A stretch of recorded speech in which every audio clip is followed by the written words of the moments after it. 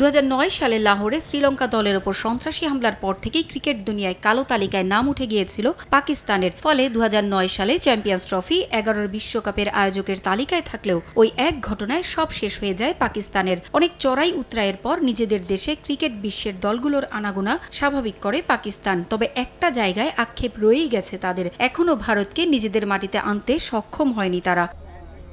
ভারত পাকিস্তান রাজনৈতিক বৈরী সম্পর্কের কারণে বন্ধ দ্বিপাক্ষিক সিরিজ। সবশেষ 2012 সালে দ্বিপাক্ষিক সিরিজ খেলেছিল দুদল। আইসিসির ইভেন্ট বা এশিয়া কাপ ছাড়া দুদেশের খেলা দেখা সম্ভব হয় না সমর্থকদের। সবশেষ গেল বছর এশিয়া কাপে ভারতের গোয়ারতুমিতে রীতিমতো সার্কাসে পরিণত হয়েছিল এশিয়া কাপ। ভেন্যু নিয়ে দর কষাকষিতে ভারত পাকিস্তান দ্বন্দ্বটা ভালোই টের পেয়েছিল ক্রিকেট দুনিয়া। সে সমস্যা এড়াতে আগামীতে এশিয়া কাপে এ দুদেশকে আয়োজকের তালিকা থেকে বাদ দেওয়ার কথা ভাবছে এসিসি। 1, 2, 3 ঢাকায় জমি জিতে নিন 100% ক্যাশব্যাক সহ 20 কোটি টাকার পুরস্কার।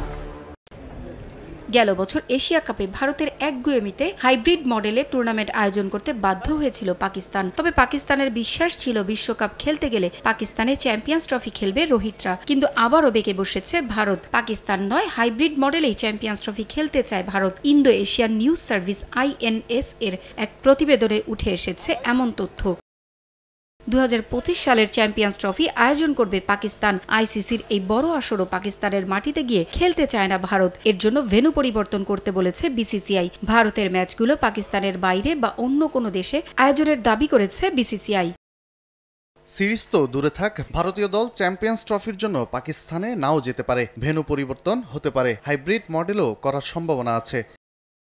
চ্যাম্পিয়ন্স ট্রফি আইসিসির আয়োজন হওয়া সত্ত্বেও ভারতের অংশগ্রহণ সরকারের নির্দেশের উপর নির্ভর করে, এমনটিই জানিয়েছে বিসিসিআই। চ্যাম্পিয়ন্স ট্রফি একটি আইসিসি ইভেন্ট, তাই এটি ভারতের জন্য একটি কঠিন সিদ্ধান্ত হবে, কিন্তু সরকারের নির্দেশ ছাড়া কিছুই করার নেই।